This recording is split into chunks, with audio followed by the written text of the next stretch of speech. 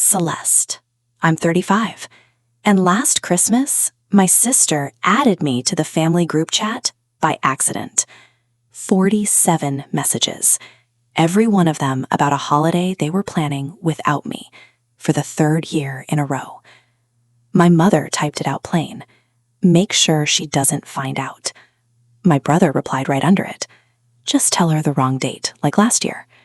My father sent a laughing emoji.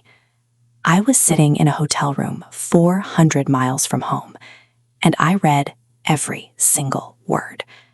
I screenshotted all of it, and on Christmas morning, I typed one line back into that chat. Merry Christmas. Your realtor will explain the rest. The group went dead. Then the call started. 89 in 1 hour. But here's what none of them thought to check. A document filed at the county recorder's office 8 years ago, signed by a woman who loved me more than any of them ever bothered to. 47 messages showed me where I stood. One message showed them where the ground was. It was a Tuesday in early December, and I was in a Hampton Inn outside Columbus. I'd been on site for a bridge retrofit. 3 weeks in, 2 to go, eating takeout at my laptop every night. My phone buzzed on the nightstand around 9. Then again. I picked it up and saw a group I'd never been added to, a thread titled with a Christmas tree emoji, the word fam, another emoji, and the word planning. 47 messages stacked underneath like a tower I wasn't supposed to see. Sierra, my younger sister, had sent a private text after. Oops, wrong chat, ignore that, LOL. Too late, I was already scrolling. The first few were logistics. Marcus, my older brother, asked if the 25th worked for everyone. Mom confirmed. Dad sent a thumbs up. Normal enough. Then the conversation shifted. Message 9. Mom, we should do the nice china this year. Celeste won't be there to complain about hand washing. Message 10. Marcus, LOL. Finally, a relaxed one. I kept scrolling. My name showed up exactly 0 times in the planning and exactly 4 times in the managing. Marcus, message 11. Just tell her the wrong date like last year. Mom, message 14, the 28th. Say we're doing a small thing on the 28th. Dad, message 16, a laughing face. Sierra, message 22. What if she finds out? Mom, 23. She won't. She never does. I put the phone down on the polyester bedspread, picked it up, put it down again. 47 messages, and not a single one invited me. 4 of them made sure I'd stay gone. The phone buzzed once more. Sierra again privately. Seriously, just ignore it. It's nothing. I didn't reply. I opened the group chat again and started screenshotting from the top. I should tell you who I am because it matters for what comes next. I'm a structural engineer. I design load paths for bridges and parking garages and the occasional hospital wing. I've been licensed for 9 years, and I spend about 40% of my time on the road, staying in hotels like that Hampton Inn, eating dinner alone, billing hours. I'm good at my job. I'm good at it because I'm patient with details, and I don't skip steps. And those are qualities my family has never once found interesting. Growing up in Harlow, Ohio, I was the middle kid who turned in homework on time, while Marcus played varsity baseball and Sierra did pageants. Mom drove them, Dad cheered, I rode my bike to the library. That was fine, I told myself. Busy people get forgotten, and I kept telling myself that for years. I sent the Christmas gifts on time every year. I booked the restaurant for Mom's birthday 3 years running. When Dad needed his truck moved for surgery, I drove 6 hours on a Thursday to do it. When the roof leaked during a storm and Marcus was too busy to check, I called the roofer from a job site in Kentucky and paid the deposit over the phone. I never asked to be thanked. I just assumed that being useful was the same as being included. And still, last December, I showed up at the house on the 28th, the date they gave me, with a baking dish full of scalloped potatoes and a bottle of wine, and the door was locked. Lights off. Wreath still on the hook, but nobody home. I called Mom. She picked up on the 5th ring. Voice light. Oh, honey, I thought we told you. We did Christmas on the 25th this year. It was a last-minute thing. I stood on the porch with the potatoes cooling in my hands, and I said, that's okay, my fault for not checking. It was not my fault, and it was not last minute. I just didn't know that yet. Back in the hotel, still reading, I hit message 31, and my stomach dropped. Marcus had typed, "Closing's the 26th. Just keep her clear till then." Closing. I read it 3 times. Closing on what? 2 messages later. Mom. "Karen says the buyer wants a walkthrough Christmas afternoon, so we need the place empty by noon." A buyer? A walkthrough? They were selling something, and whatever it was, they needed me out of the way to do it. I set the phone face down and stared at the wall, and the only thing I could think about was my grandmother's house, Gran Eloise's house, the yellow clapboard on Birchwood Lane, 2 stories, a porch that wrapped around the south side like a long arm, white trim that Dad repainted every 5 years when he still bothered, a mailbox shaped like a barn that Gran's husband built before I was born. I lived there the summer after my freshman year of college when I couldn't afford the dorm deposit and didn't want to ask my parents. Gran let me sleep in the upstairs bedroom with the sloped ceiling and the window that overlooked the backyard maple. She made me coffee every morning at 6 and told me to study hard and not worry about the rest. That house was the only place I never had to explain why I was there. I had a key. I still have it, a brass one, heavier than the others on my ring, cut in a style they don't make anymore. Gran gave it to me the year she turned 75, in front of the whole family at Thanksgiving. She pressed it into my palm and said, "This is your home whenever you need one, Celeste." Mom rolled her eyes. Marcus was on his phone. Dad nodded politely and went back to the game. None of them thought it meant anything. The phone on the bedspread buzzed again. I picked it up. Another message in the chat. I kept reading. Message 36 was the one that did it. "Mom," all caps for emphasis. "Make sure she doesn't find out." Not whispered, not implied.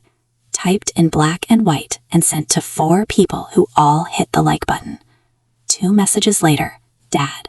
"My father, Raymond Grant, 66 years old, the man who taught me to change a tire in the driveway, sent a yellow face laughing so hard it cried."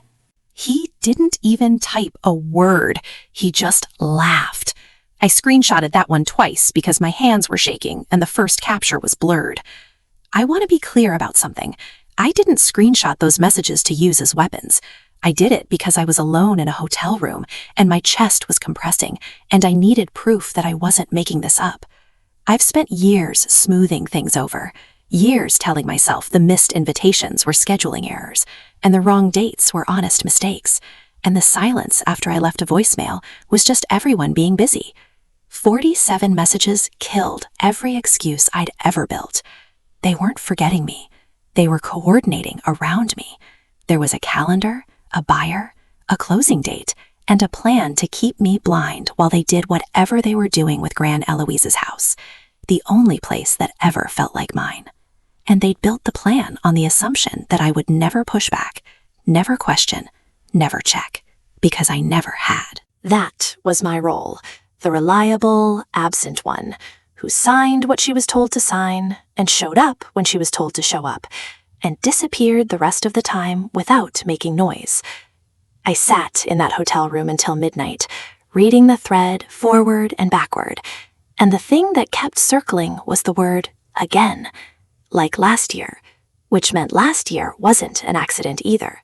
The potatoes, the locked door, the light voice on the phone, all of it was the same play, run twice.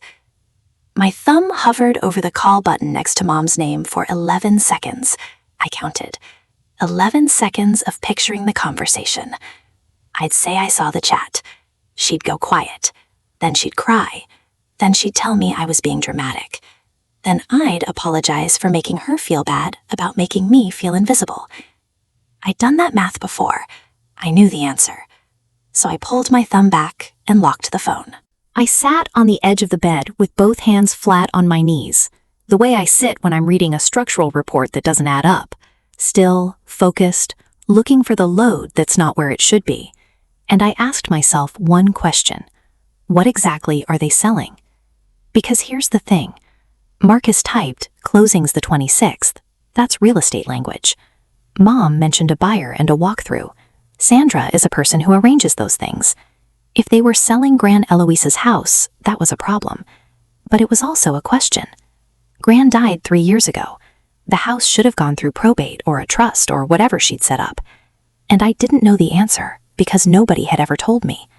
Nobody asked me to sign anything. Nobody mentioned an estate attorney or a closing date or a buyer until 47 messages fell into my lap by accident. So before I said a single word to anyone, I needed to know what I was actually dealing with. Not the emotions, the paper, the recorded, filed, notarized paper. I turned on the lamp, opened my laptop, and typed the Harlow County Recorder's Office into the search bar. While the county website loaded slowly, the way small government portals always do, I unclipped my keyring from my bag and held it under the lamp. 4 keys: my apartment, my car, my office badge fob, and the brass one. Gran Eloise's key was thicker than the rest, a little tarnished, with a square bow that dug into my palm when I squeezed. I'd carried it for 8 years, never took it off the ring, even after she died, even after I stopped going to the house because it hurt too much, and because nobody invited me anyway. The night she gave it to me, Thanksgiving, she'd pulled me aside after the dishes were done and the football was on and the house smelled like nutmeg and dish soap. The whole family was in the living room. She walked me to the front door, took the key off a hook by the coat closet, and pressed it into my hand. "This is your home whenever you need one, Celeste." She said it loud enough that Mom looked up from her phone. Dad glanced over. Marcus didn't. Sierra was 12 and drawing on a napkin. Mom had smiled the way she smiles when she thinks someone is being theatrical. A tight lift at the corners, no teeth. "Mom, she's not homeless." Gran didn't look at her. She looked at me. "Keep it." I nodded. I didn't understand then why she said it that way, like she was handing me something heavier than a key, like it was a document, not a gesture. The county recorder page finally loaded. I typed in the address, 318 Birchwood Lane, Harlow, Ohio. The search wheel spun. I set the key on the desk next to the laptop and waited. The recorder's site was basic. A white page, blue links, a search bar that looked like it hadn't been updated since 2011. I got a list of documents associated with 318 Birchwood. The original purchase deed from 1974 when my grandparents bought the place, a refinance in 1998, a satisfaction of mortgage in 2009, and then one more entry, a quitclaim deed recorded 8 years ago with a document number I could click. I clicked it. The scan took 30 seconds to load, grainy, slightly tilted on the page the way county scans always are. At the top, quitclaim deed, grantor, Eloise and Calloway, grantees, plural. Line 1, Vivian Patricia Calloway. Line 2, Celeste Marie Calloway. Tenants in common. I read it again and again.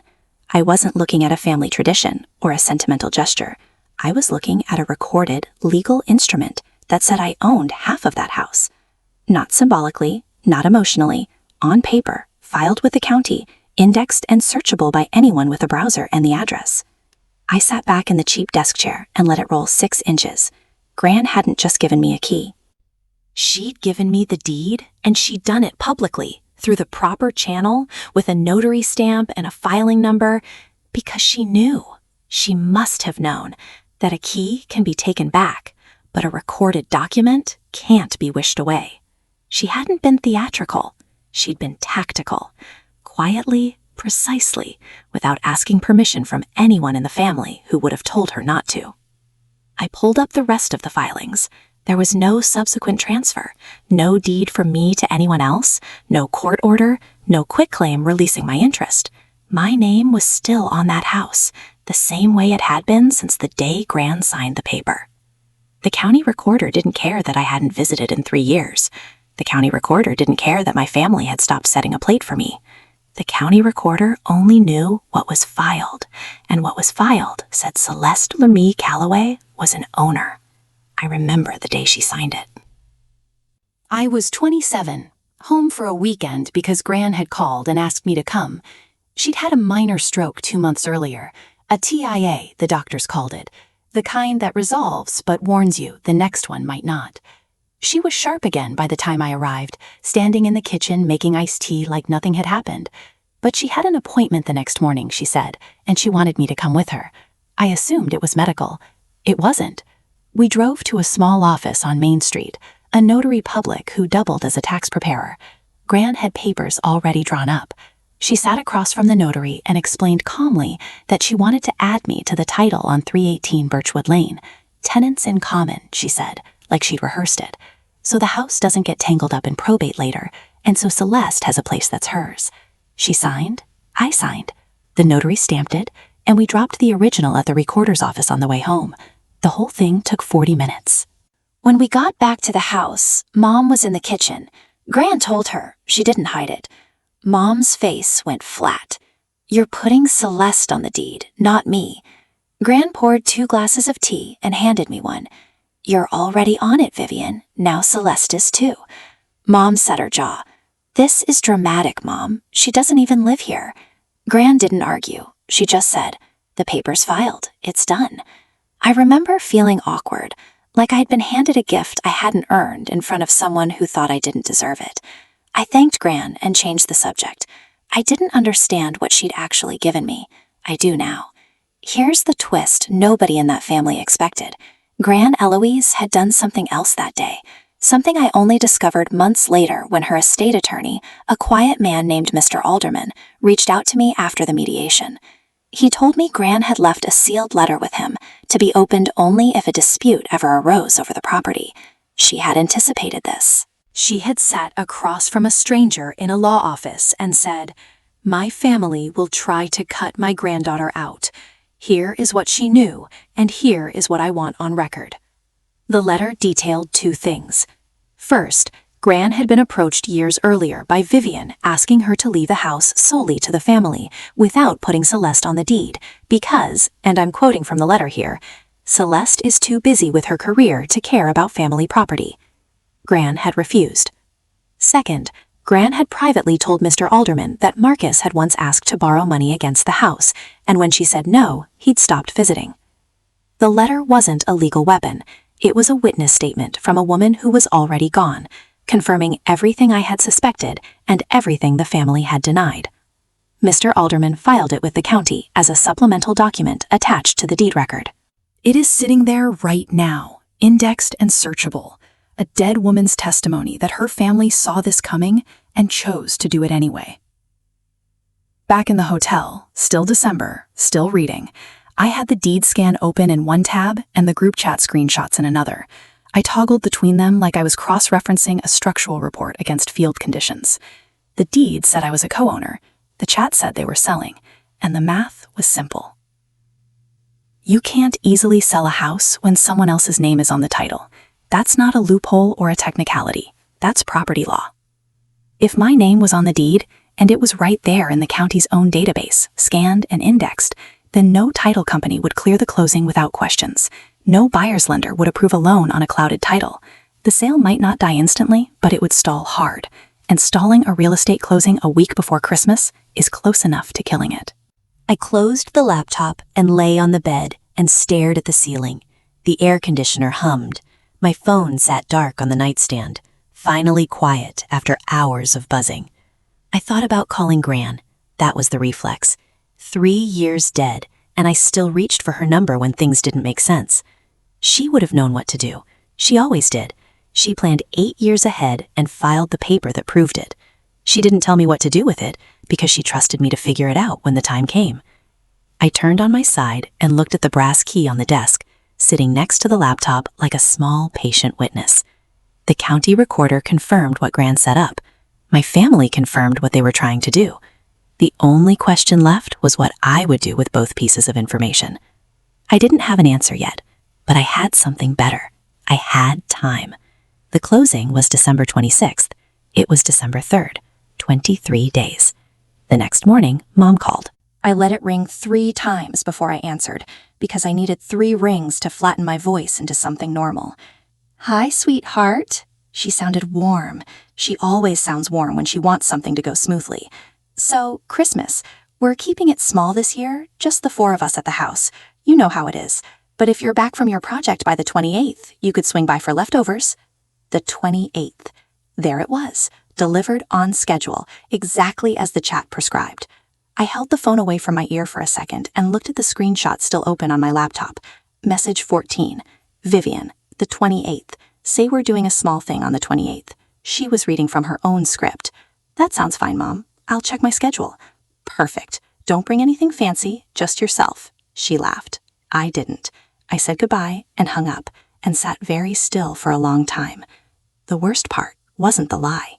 I'd been lied to before, about schedules, about why I wasn't included, about whether they'd received the gift I sent.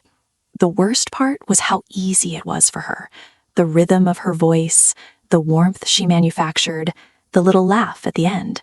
All of it practiced, all of it aimed at keeping me exactly where I was, far away, uninformed, and grateful for leftovers. She didn't even hesitate on the bait. No pause, no stumble, no flicker of guilt in the word 28th. Just the number delivered smooth, like a receptionist confirming an appointment. I saved the call log, not the audio, just the timestamp. December 4th, 9:47 a.m. Duration, 2 minutes and 11 seconds. 2 minutes to lie to your daughter. She didn't even need 3. 2 days later, Sierra called. She didn't mean to tell me anything. She just talked too much, the way she always does when she's nervous. She started with small talk. Her job at the salon, a guy she'd been seeing, a complaint about the weather. Then she mentioned Marcus, and her voice shifted. He's been really stressed. The shop's not doing great. Marcus ran an auto body shop on Route 9 outside Harlow. He had opened it 4 years ago with a loan co-signed by Mom. I knew about the loan because Mom had mentioned it once proudly at a dinner I was actually invited to, one of the last ones. How bad? I asked. Sierra paused. Bad. Like the bank sent letters bad. Mom's on the hook too because she co-signed. So if he defaults... She trailed off. I didn't push. I didn't need to. The picture assembled itself. Marcus's business was going under. The co-signed loan meant Mom's credit and possibly her savings were exposed. And selling Gran Eloise's house was the fastest way to cover the gap. The house was paid off. No mortgage. In a market like Harlow's, a 2-story clapboard on a quarter acre might bring $250, maybe $270, enough to clear the loan, enough to bail Marcus out and get Mom off the hook, enough to matter. And there it was, the shape of the thing I hadn't been able to see from the group chat alone. This wasn't about hating me. It wasn't personal the way a slap is personal. It was financial triage, and I was the complication they decided to route around rather than include. They didn't cut me out because they were angry. They cut me out because involving me would mean admitting they needed something from me, and admitting that would mean treating me as someone whose answer mattered. That was the part they couldn't stomach. What they didn't know, what I only learned much later, was that Marcus had done something else, something worse. During the months they were preparing the sale, Marcus had contacted the title company directly and described me as an estranged family member with no active interest in the property. He told them I had moved abroad and was unreachable. He didn't file paperwork to support it. He just said it and hoped it would stick long enough for the closing to go through. The title company, to their credit, ran their own search, and my name came back exactly where Gran had put it, on the deed. Active, unreleased, very much reachable.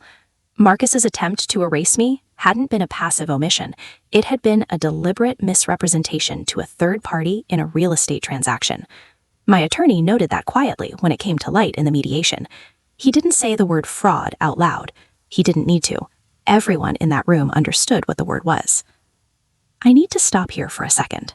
If part of you is doing the math on your own family right now, who would notice if you went quiet, who only calls when they need a signature, I see you. Stay with me, because what I found in that county database is exactly why I never raised my voice. Not once. December 10th. I'd been back at the bridge site for a week, driving rebar schedules during the day and reading real estate law at night. I downloaded the full deed scan from the county recorder's website and saved it to a folder on my desktop labeled 318 Birchwood. The document was 2 pages. Page 1, the standard quitclaim language.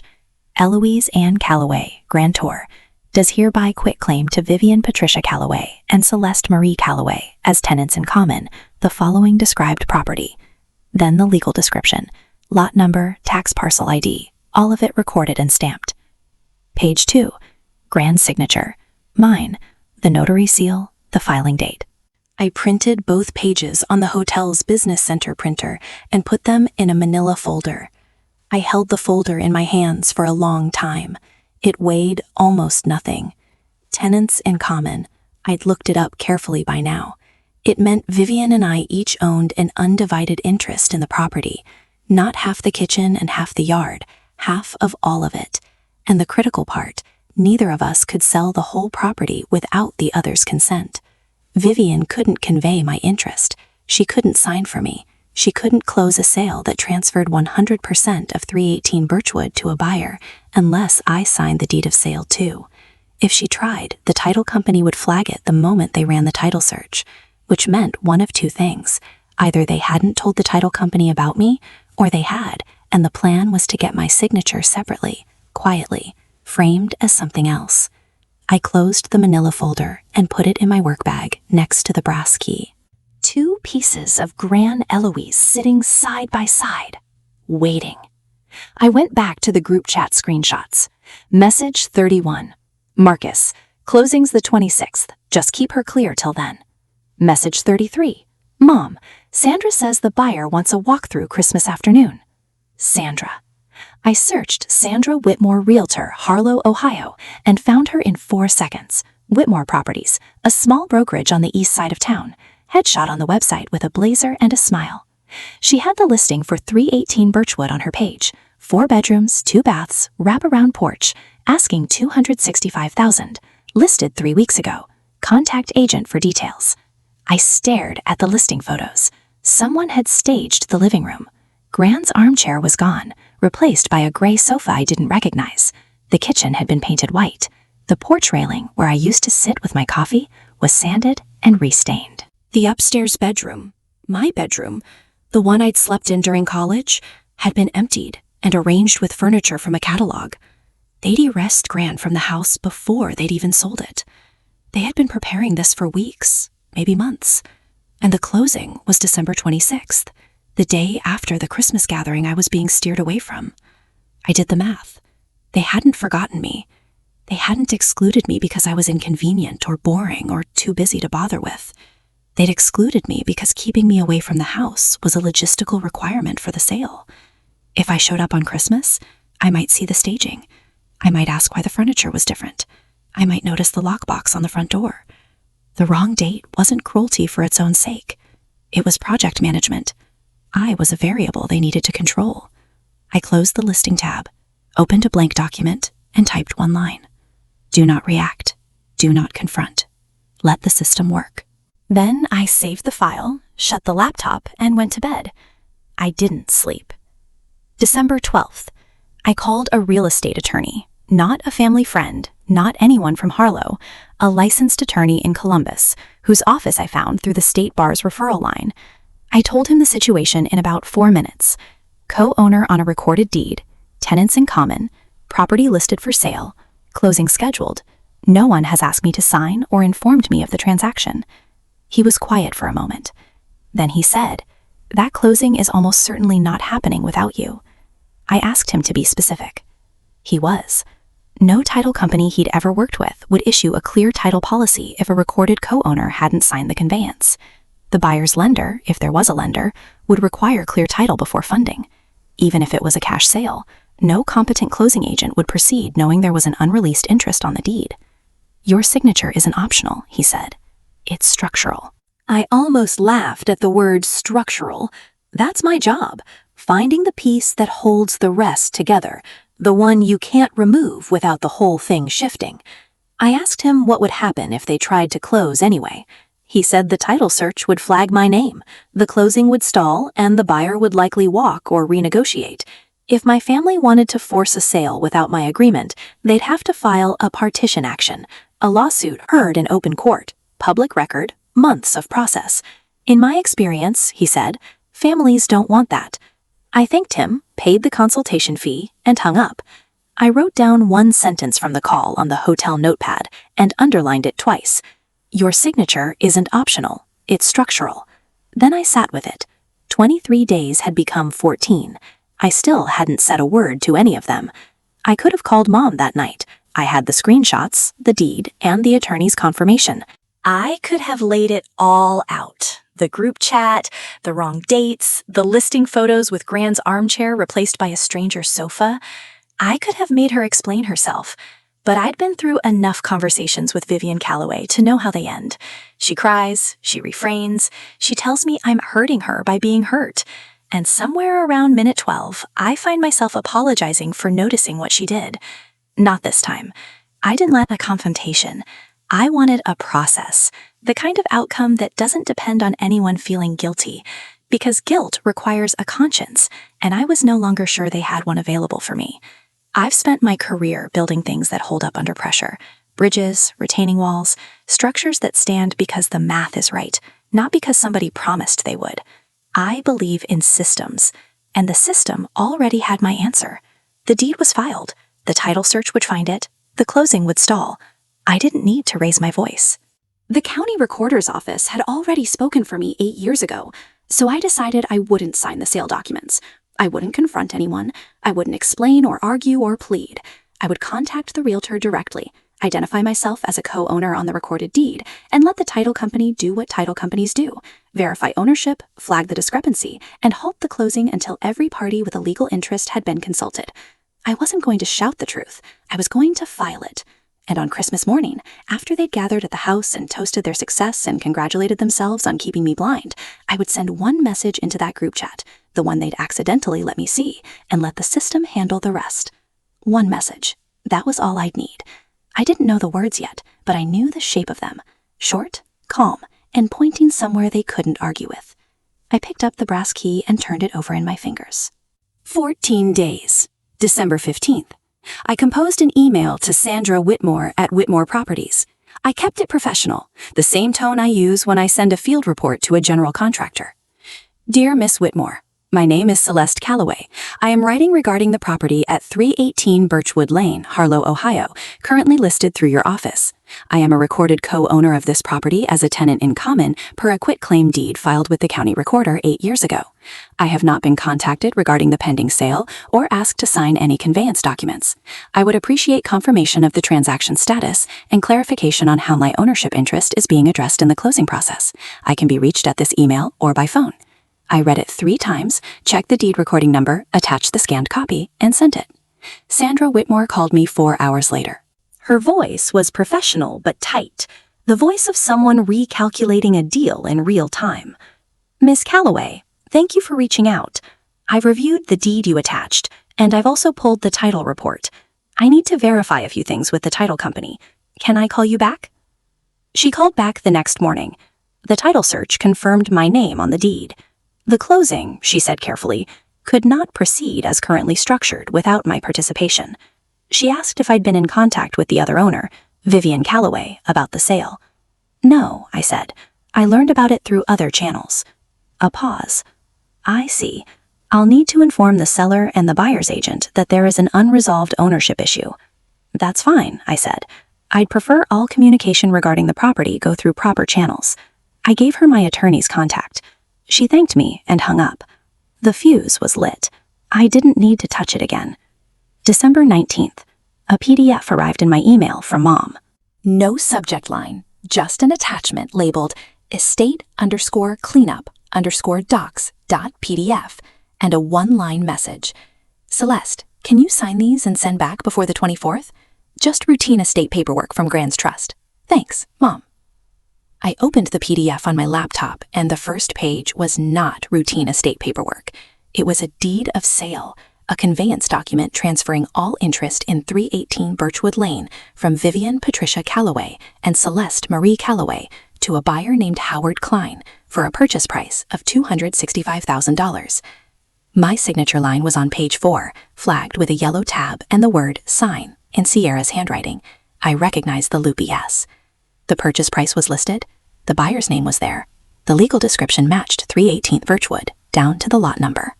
Page 5 was a disbursement schedule, showing the proceeds going to a single bank account, Mom's. Not split, not shared. 100% of the sale price, minus closing costs, routed to Vivian Patricia Calloway. My name was on the signature line, but nowhere in the payment section. They didn't just want me to sign away my ownership. They wanted me to do it for free. They hadn't even tried to hide what it was. They just bet that I wouldn't read it. Just initial where the tabs are, sweetheart. Don't overthink it. That's what Mom would say if I called to ask. I could hear the sentence fully formed in her voice, ready to deploy. I saved the file. I forwarded it to my attorney. And I did not sign. I didn't reply to Mom's email either. I left it sitting in my inbox, read but unanswered. The way they'd left me standing on a porch with a baking dish last December, acknowledged just enough to confirm I existed, and then ignored. That night, I held the brass key in my closed fist and sat on the hotel bed in the dark. The deed of sale was still open on the laptop screen, glowing blue-white across the room. I thought about Gran Eloise, not the legal version, not the grantor on a quitclaim deed, but the real one. The woman who made iced tea without measuring, who kept a stack of crossword puzzles by the back door, who noticed when I was quiet, and never once told me I was too sensitive for noticing what I noticed. She signed that deed because she saw this coming. Maybe not the details, not Marcus's failing shop or Mom's desperation, or the group chat, or the PDF disguised as routine paperwork, but the shape of it. She saw that I would be the one they spent around, and she put my name on the one thing they couldn't spend without me. That wasn't sentimentality. That was engineering. The key in my hand was warm from holding it. I opened my palm and looked at it. The square bow, the tarnished brass, the teeth cut for a lock that still worked on a door I hadn't opened in 3 years. It wasn't a keepsake anymore. It was a title. It was proof that someone had looked at me and said, not with words, but with a notary stamp, "She belongs here." I closed my hand around it again. I still hadn't replied to Mom's email. I still hadn't signed anything. And in 6 days, Sandra Whitmore was going to walk into a closing meeting and tell my family that the sale couldn't proceed because the woman they had written off the guest list was written onto the deed. The manila folder was in my bag. I took it out and set it next to the brass key, which I'd placed on the desk like a paperweight. Both objects from Gran Eloise. Both quiet. Both loaded. I opened the group chat on my phone one more time. The conversation had continued without me. More logistics, more coordination. Sierra asked if she should bring pie. Marcus confirmed the walkthrough time with the buyer. Mom reminded everyone to keep things normal if Celeste texted. Dad didn't type anything new. He didn't need to. His laughing emoji was still sitting there in the scroll, like a monument to indifference. I looked at my saved draft. I'd written and rewritten it over 3 weeks, and every version kept shrinking, until it was just one short line. Merry Christmas. Your realtor will explain the rest. No accusation, no emotion, no exclamation marks. I wasn't going to explain what I knew or how I knew it. I wasn't going to give them a thread to pull or a tone to criticize. I was going to point them toward the one person who had the authority and the obligation to tell them the truth, the realtor whose title search had already flagged my name. I didn't block anyone. I wanted them to read it together, in the same chat where they'd planned my absence, at the same table where they'd gathered without me. Christmas Eve. The group chat lit up one last time. Not that they knew I was watching. Marcus posted a photo of the house, freshly staged, porch lights on, a wreath that wasn't Gran's on the door. Sierra replied with heart emojis. Mom typed, "Tomorrow's going to be perfect. Don't forget, nobody mentioned Celeste. She thinks it's the 28th. Dad sent a Santa emoji. I read it from my couch in Columbus, with a mug of tea going cold in my hands. Nobody mentioned Celeste. 3 words that summarized a decade of holiday math. Every last-minute change, every locked door, every, "Oh, we thought we told you." It wasn't casual. It was policy. I set the phone face down on the couch cushion. Outside, someone in the apartment above mine was playing Christmas music, the bass thudding through the ceiling like a slow heartbeat. I thought about what tomorrow would look like from their side. Marcus relieved, pouring coffee, talking through the walkthrough schedule with the buyer's agent. Mom orchestrating the table, fussing with napkins, satisfied that everything was on track. Dad quiet in his recliner, watching whatever game was on. Sierra setting out plates for 4 instead of 5, not counting the absence because she'd stopped counting it years ago. They'd raise a glass, they'd eat. They'd feel good about the closing, and good about the holiday, and good about the fact that the one person who could have complicated things was sitting in Columbus, believing the party was on the 28th. And at some point in the morning, probably around 10, when they were all together and comfortable and certain, my message would land in the chat like a stone dropped into still water. I didn't feel triumphant. I didn't feel vengeful. I felt the way I feel when a bridge inspection comes back and the numbers are exactly what the drawing said they'd be. Clear, verified, done. I washed my mug, set my alarm for 7, and went to bed early. The brass key was on the nightstand. The manila folder was in my desk drawer. Tomorrow, the paper would speak for itself. Christmas morning. I woke at 7, made coffee, and sat at my desk. I opened the group chat. The messages were already flowing. Merry Christmas from Sierra, with a tree emoji. Morning fam, from Marcus. A candy cane sticker from Dad. Mom sent a photo of the dining table set for 4. White plates, red napkins, candles, 4 chairs, 4 place settings. I counted them the way I count rebar spacing on a drawing. Precisely, without emotion, because the number is the number. At 9:48 a.m., I tapped the draft I'd saved 3 weeks earlier and hit send. Merry Christmas. Your realtor will explain the rest. 1 line, no emoji, no punctuation drama, just a sentence and a period. I set the phone on the desk, screen up, and watched.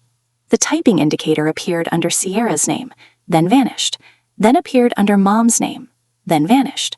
Marcus's appeared for a full 10 seconds. Vanished. Nobody sent a word. The chat that had been buzzing with cheer 4 minutes ago went absolutely silent. The kind of silence that doesn't mean nobody has anything to say, but means everybody has too much. I picked up my coffee. It was still warm. I took a sip and waited. 30 seconds. A minute. 2 minutes. The typing bubble appeared and disappeared 6 more times. Nobody could figure out what to say, because my message didn't give them anything to argue with. I didn't accuse, I didn't cry, I didn't explain how I knew. I just aimed them at the one person who had the paperwork in front of her, Sandra Whitmore, who by now had already left a voicemail with my mother, explaining that the title had an unresolved co-ownership issue, and the December 26th closing was suspended pending further review. The phone stayed silent for 4 more minutes. Then it started ringing. Marcus called first. I let it go to voicemail. He called again. Voicemail. Sierra tried next, 3 times in 90 seconds. I watched the screen like I was monitoring a seismograph. Then, Mom. Her name flashed over and over, call after call, the phone vibrating so hard it slid an inch across the desk each time. I didn't pick up. Dad texted, the first actual text he'd sent me in months. Call your mother. I read it and set the phone back down. The calls kept coming. I opened a Notes app and started a tally, because I'm an engineer and that's what I do with data. I track it. Marcus, 14 calls in the first 20 minutes. Sierra, 9. Mom, 22. Dad, 3 calls, 2 more texts, both just call home. Sierra sent a private message. Celeste, what does that mean? What realtor? Please call me back. I didn't reply. Mom left a voicemail. I played it once. Her voice was high, cracked, fast. Celeste, I don't know what you think you know, but you need to call me right now. This is a family matter and you are blowing it out of proportion. Blowing it out of proportion.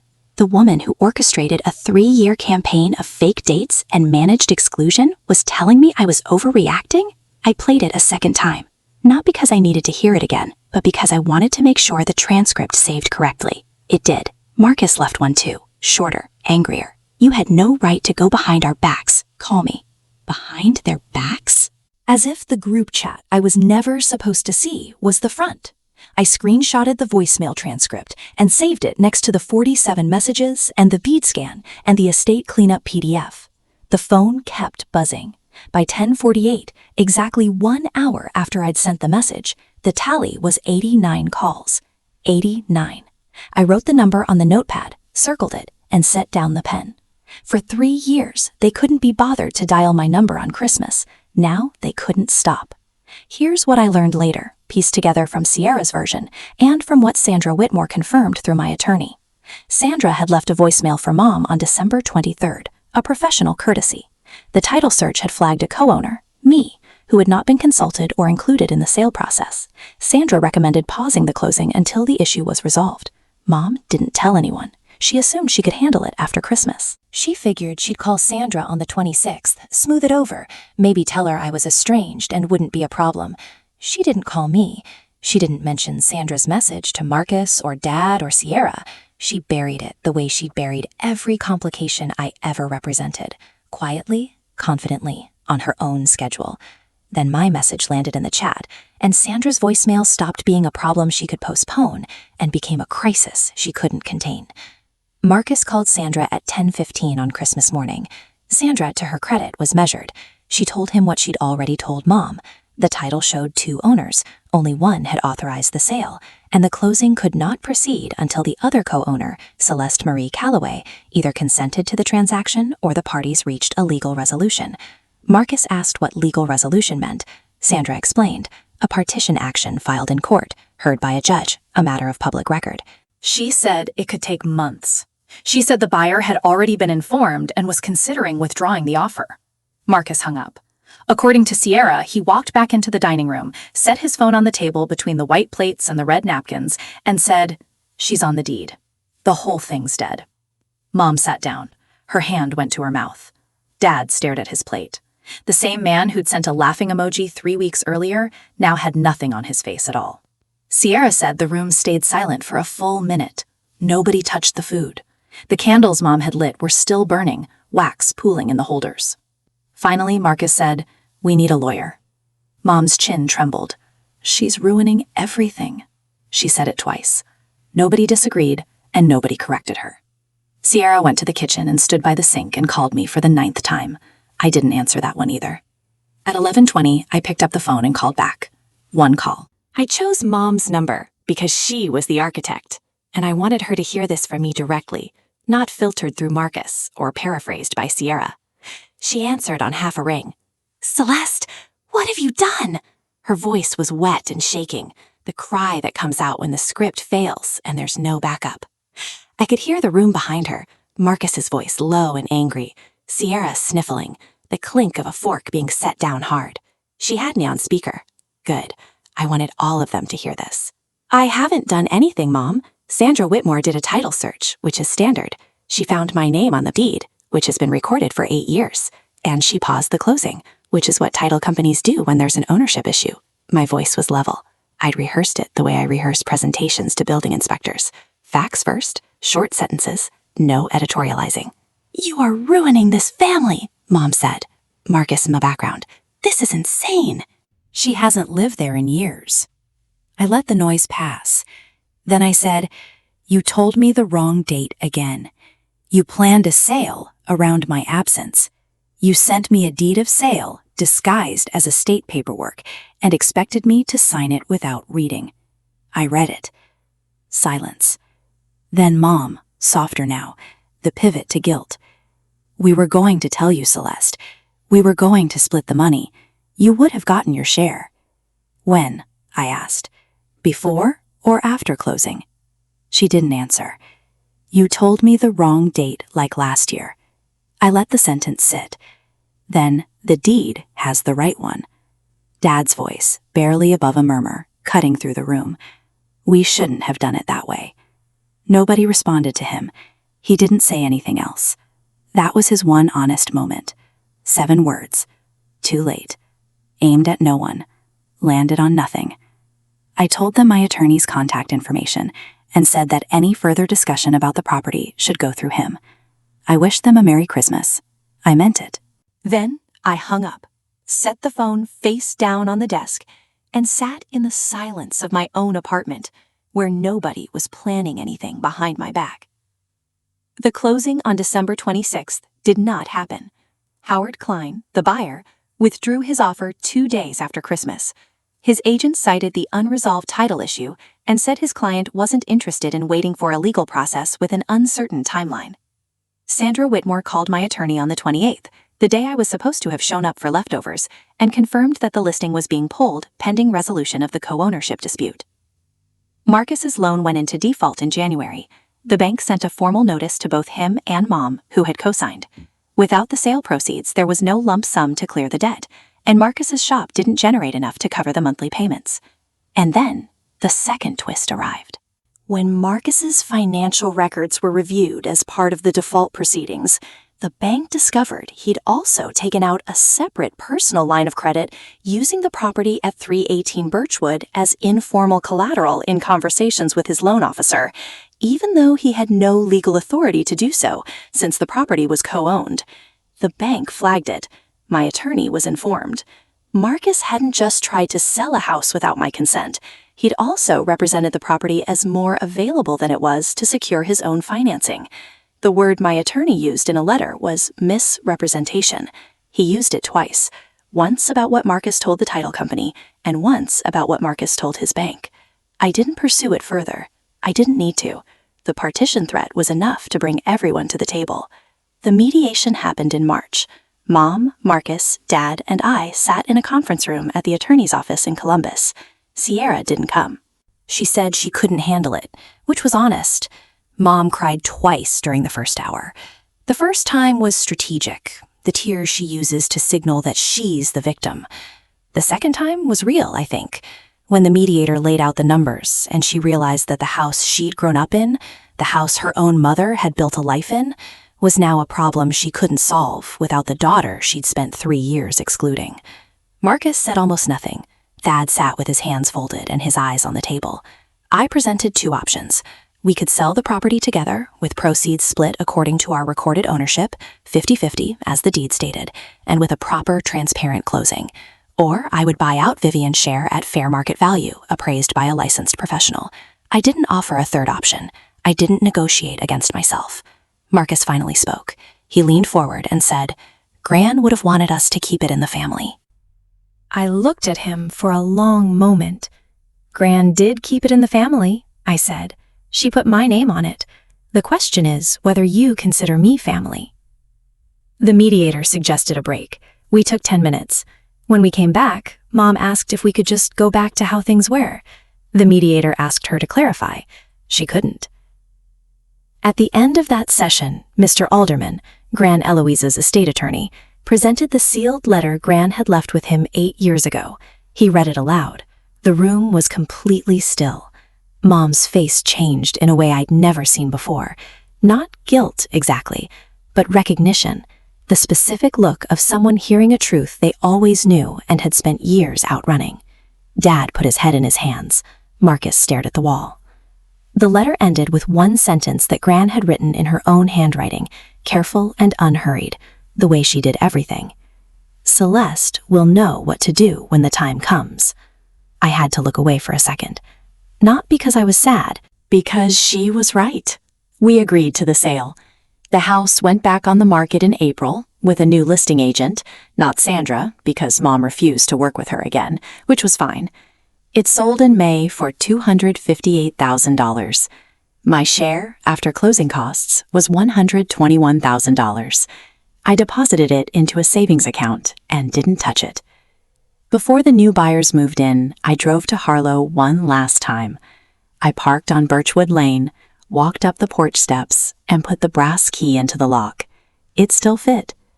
The door opened into an empty house that smelled like fresh paint and wood polish. I stood in the living room where Gran's armchair used to be, and I didn't cry. I just looked around, said thank you to nobody and everybody, and pulled the door shut behind me. I took the key off my ring and left it on the porch railing, the only thing of Gran's that stayed with the house. It wasn't about the money. It was never about the money. They spent 3 Christmases making sure I wouldn't find out, coordinating dates I'd never be invited to, and doors I'd never walk through. And not one of them stopped to remember that the woman they kept writing off the guest list had been written onto the deed years before by the one person in that family who actually saw her. That's the story. 47 messages, 1 reply, and 89 calls I let ring. Gran Eloise didn't leave me money. She left me a position. She left me standing exactly where the law said I belonged, on the deed, on the record, in the room they couldn't close without me. If this reminded you that your name belongs on your own life and not in someone else's footnotes, take that as your sign. And if someone you love needs to hear this, pass it on.